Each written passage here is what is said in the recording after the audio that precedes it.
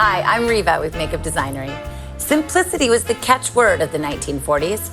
Women were being called upon to do a lot more during this decade. Therefore, the makeup we saw was a lot more clean and natural than it was in the 1930s.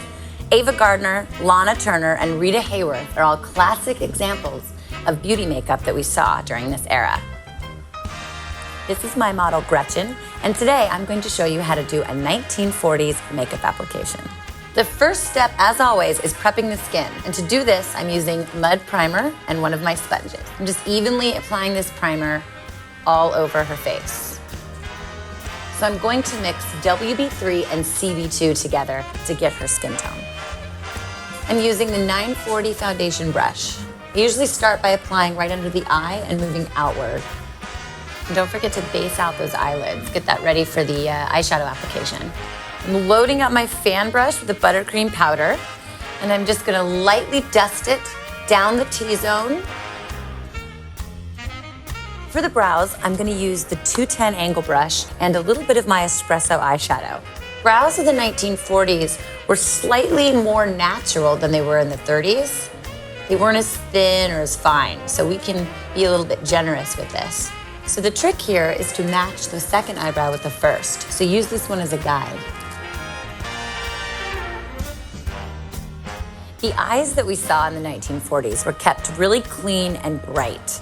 Very little eyeliner was used, and the shadows that we saw were muted grays, navies, and some warm browns. So let's start by applying the taupe eyeshadow in the crease.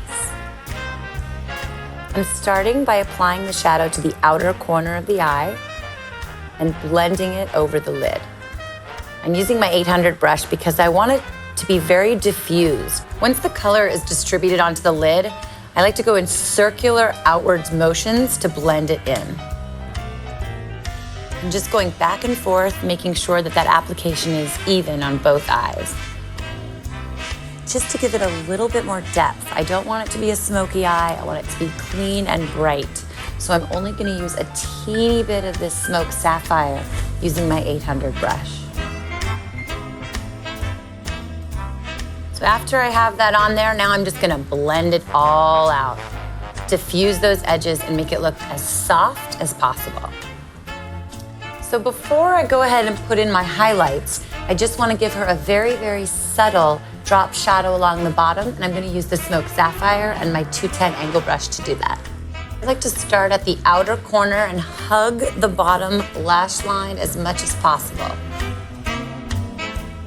And same to the other side.